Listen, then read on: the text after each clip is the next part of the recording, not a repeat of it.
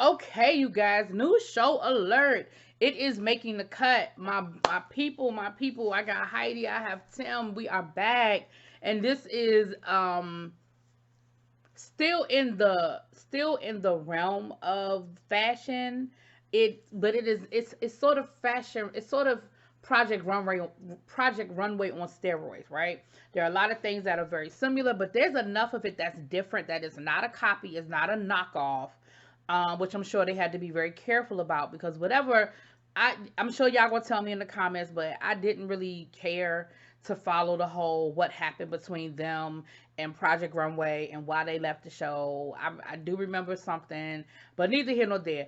I reviewed the show, but it just isn't the same. It just isn't the same without Heidi and without Tim. And some of the things that are different, I'm not crazy about. And I'm gonna talk to you about overall, I like the show, and overall, I'm looking forward to the show. So let me say that. But there are some things that are a little interesting. But what I was saying, some things I don't like. I'm talking about the new Project Runway. There are things about the new Project Runway I don't like, and what I don't like about the new Project Runway is, and it sort of piggyback onto this one.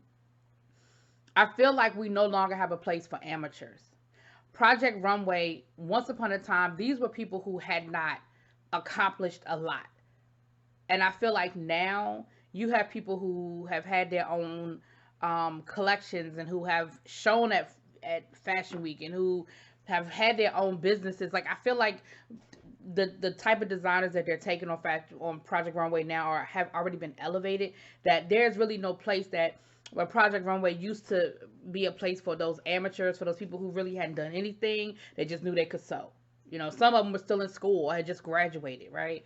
So anyway, but this show is specifically, I feel like, geared towards those people. So even though I'm liking this show, once again, we don't have a place for those people, right? But okay, and neither here nor there.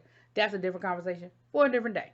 So, making the cut. Now, this is on Amazon Prime. So if you have Amazon Prime, go ahead and click into it. What I found interesting, it was a little bit of shade they was throwing from the very beginning. Heidi, I see you. I see you, Heidi. Because the song that was playing in the background was a song called, well, I don't know what the name of the song is, but the lyrics or the hook was, "Nobody does it like we do." I said, I see, I feel the shade. I see, I feel it, and I embrace it, okay? Because don't nobody do it like y'all do. So, the premise of making the cut is that it's not just about finding the next designer, it is about finding the next global brand. So they are looking for the next Christian Siriano, even though he came from Project Runway, so that's not a good example. But they're looking for the next fashion brand, a fashion house, not just somebody who can design clothes, right? Because someone who can design clothes can basically go work for anybody, but they're looking for that person. So a lot of these people most of these people, at least when we were talking to them, they do have their own labels.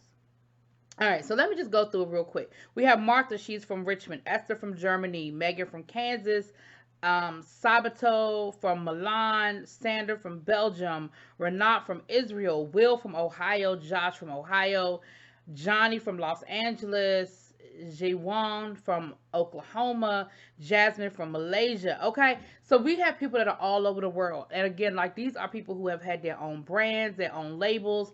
Um, which is because which for this competition, some of it is not necessarily to the advantage, and we're going to talk about that in a second. Um, they are going to have a mentorship for 1 year. They don't really say with who or what, but the cash prize, $1 million. So this is real. This is serious. Okay. This is a a okay. So they were all in New York, but this is going to be a situation where they're going to have a series of fashion shows. It's not just going to be one outfit here and one outfit there, and then there's a fashion show at the end. No, ma'am. This is going to be their competitions are going to be a variety of fashion shows. The other thing that's different is they are not limited to one person. The show is called Making the Cut, and if they at any point in time feel like there are two designers or three designers that are no longer making the cut, they're going to cut them. And I'm sure that there are going to be episodes where they're going to just for the sake of doing it, they're going to cut more than one person. You know what I mean? So their first fashion show was in Paris in front of the Eiffel Tower. So they had to get on a plane and go all the way to Paris. So I'm pretty sure passport in hand. Now, Sandra was cracking me up because Sandra was like, yeah, I lived 3 hours in a car ride. Like I live with a 3 hour car ride from Paris. So that was a hell of a detour I just took. I said, I know that's right. Um, and each winning design, every week, the winning design will be available on the online store through Amazon. And their collection will also be sold through Amazon. Whoever wins, their collection will be sold through Amazon. Now, I hope that y'all prices are a little bit more reasonable than that Project Runway because I really, really wanted that Letterman dress that was made on last season. And that dress was like $400, $300. No man, Pam. Okay. So, the first challenge was a two-piece collection, mini collection. One piece had to be a runway look, and the second piece had to be an everyday look. Now, the other thing that's different is that they don't have to actually sew their own garments, but they have to have a totally different skill set that we don't always see with Project Runway. They need to be able to not only cut a pattern, which we know they need to be able to do that on Project Runway, but they need to be able to create what's called a tech pack, which I had never heard of a tech pack. But a tech pack is basically a package that you give to the seamstresses that tell them exactly what to do. So it's the pattern and the directions on what the pattern should look like, how it should be sewn, and all of that.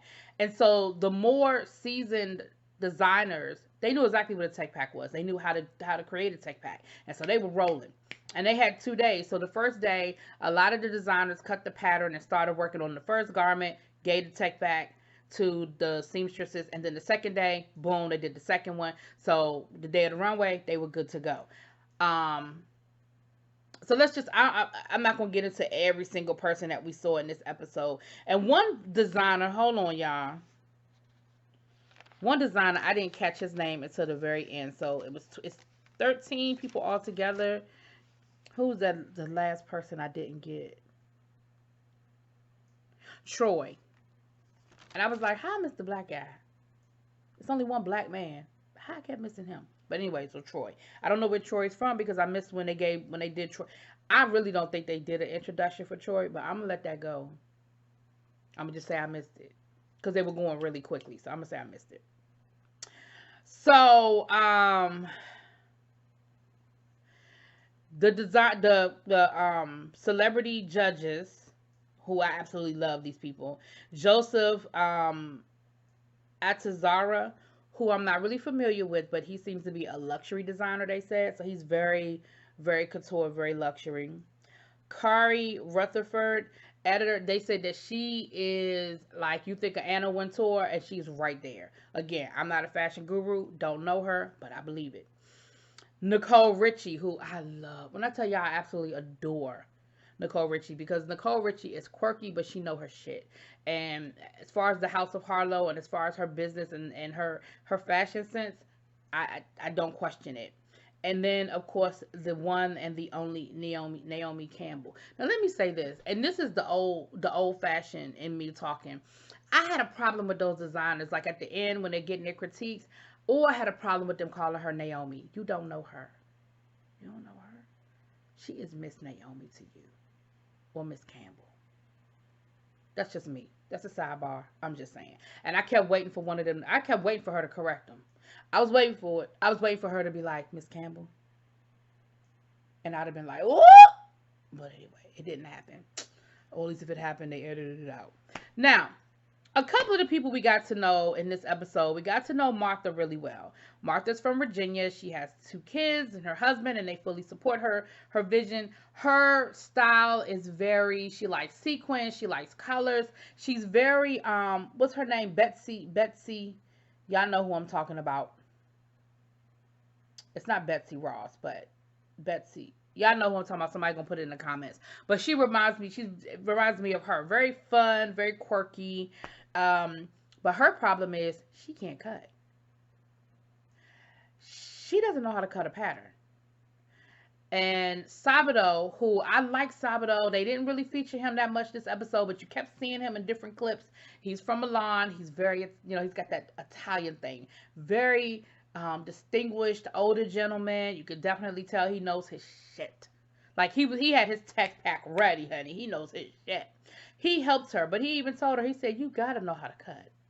He said, it's all well and good that you can design and all that, but you gotta know how to cut.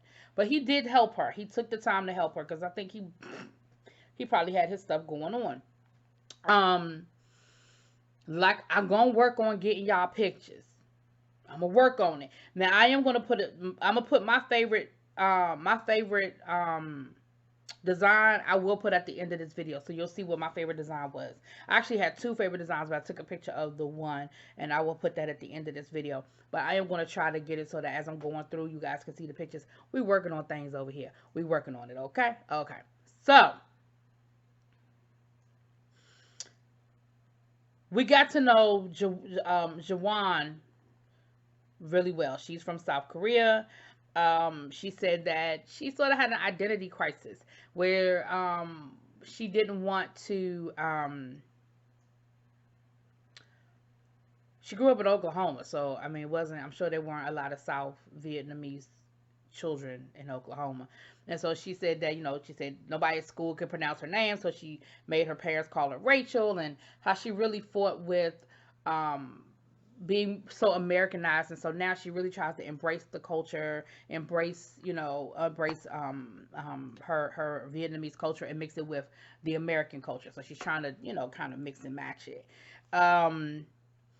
She had a partnership with Adidas. It was very Ivy Parkish when they showed the picture, the pieces that she did with Adidas. It was very Ivy Parkish. It looked really, again, young, sporty, really different. It was cute. And we got to know Esther really well. Esther was having an issue because she said it's been 15 years since she sold, cut, any of the above.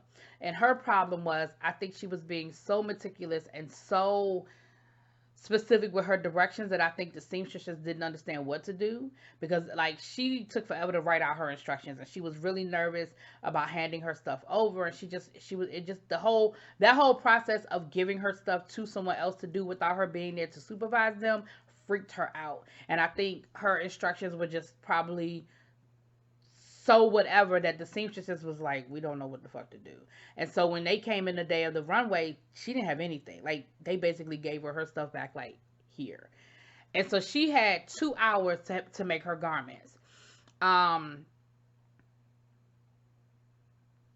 who else did we meet? We also met Jasmine. Now Jasmine, she liked to do full figure garments. She said she and here's the thing that really, as a full figured woman, what really bothers me a lot of times with full figured people is, I mean, designers, I feel like they don't understand what we want,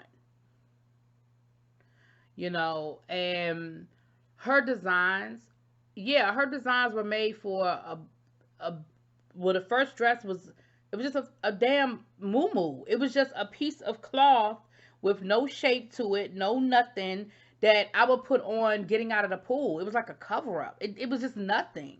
And it had a back cut out. It was nothing. I was like, just because we fat don't mean we don't want to have stuff cinched and tight, and I mean, not tight, but you know what I'm saying, with a shape to it. Anyway, I'm getting ahead of myself. I'm getting to the runway. Okay, so that's what we got going on. So let's talk a little bit about the runway. Okay, we have Megan.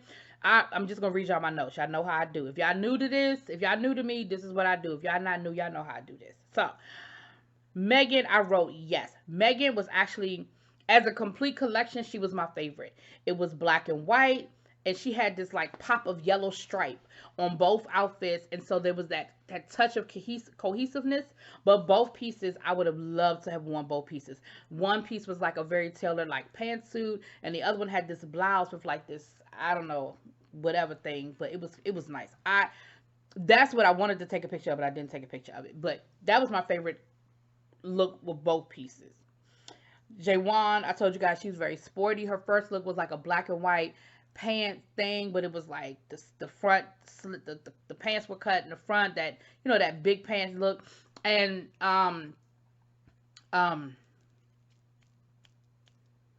Nicole Richie described it best. She said it looked very Billie Eilish. So if you think of like something Billie Eilish would wear, and I was like, you know what that is? She described that really, really well. Her second piece was a nod to the kabuki, I think she said, dresses of her culture. And all of the judges were like, yes, I love it. Okay, so okay. Then we have Renault. She's from Israel again. I just wrote here that it was nothing spectacular. It was a black dress. There were a lot of black. I'm gonna need y'all to give us some colors. It was a lot of just black. Okay. Will, I thought his stuff was too short and it was very tacky. The first dress was very, very short and tight. The second dress was like a gold lame and it had a slit damn near to her crotch. I was like, okay, Will, I'm gonna need you to work on your taste because that is not, it wasn't cute. For me, it wasn't. Johnny, he did something different. He had a man look, a male menswear look, and a woman's look. He's the only one that did that. I liked both of his pieces. I did. Jasmine, I kind of already told you guys, her first look was just a moo and then her second look was just a sheer dress. And let me tell y'all something. Anytime Naomi Campbell's criticism is she needs some undergarments, you know you did it wrong. You know you did it wrong. The second dress was better than the first one, but again, that sheerness, and then again, her slits were to the crotch as well. So I'm thinking to myself, you say you want to design for full figure women. That's not something that a full figured woman would probably feel comfortable wearing in most cases. I mean, that's not to say that we're not proud of our bodies and things like that, but it just wasn't flattering. It wasn't flattering to a woman, a larger woman. What larger woman walking up out of here with no bra on and a see-through dress? Like, who doing that? Child. They tried that on Project Runway. Didn't they do that on Project Runway this last season? Josh had a shoulder, off the shoulder, black dress, and then I wrote not original. And I'm gonna be honest with you, that was my other criticism, but I have that note written down. So let me wait till I go through the runway, and then I'll read that little criticism. And the criticism is not of the show, the criticism of the designers. Tim got so emotional after he did his critiques because he was like, "Oh my gosh, we do have the next fashion, product, and we have them in this room." I was like, "You go ahead, Tim." Troy, I liked Troy's outfit. He had a black pantsuit and he had a black dress, and I put a check mark next to his name. I like both of his, but they ain't really featured Troy a whole lot, so I figured Troy wasn't giving us a lot this episode. And when these reality shows in the first episode, you could tell by the edits who is going to be featured. And I could tell that Troy wasn't going to be featured because, like I said, I missed his name in the damn opening credit. I didn't even see him introduce him. So, so you could tell who was going to be featured and who isn't by the way it's edited. Anyway, Martha, I already kind of gave you guys Martha. She's punky. She had her thing was a big bow. And they liked it. They liked it almost like as a signature type thing. Sabato, I told you guys, Sabato was very dramatic. Like his dresses, I didn't think his dresses were so spectacular, but his presentation was so dramatic. I was like, yes. I mean, they were cute, but Sander, he had this blue jacket thing with a blue tuxedo jacket top or suit top, which was cute. Nothing original there. It's open on the sides, but then it had this stick in it, and Naomi was like, "I like that top, but what's that stick about?" I was like, "I know, Naomi. What was that?" I could call her Naomi because I'm in my living room. Before y'all say something that I'm calling her Naomi, I could call her Naomi. I'm sitting in my living room. But please know that if I ever walked up on Naomi Campbell, I would not fix my lips to be like, "What's up, Naomi?" Girl, I would feel like she might throw a cell phone at my head or something. I'm just saying. But I loved the second look, and that's the picture you guys are going to see. It was very dramatic. It had it was beautiful. His second look was everything. And that's the picture you guys are going to see at the end of this video. Esther, I told you guys, she made 2 black dress looks, whatever, but she did them in 2 hours. Now, I liked them. I ain't like them as much as the judges did. We'll get to that in a minute. But I did like them.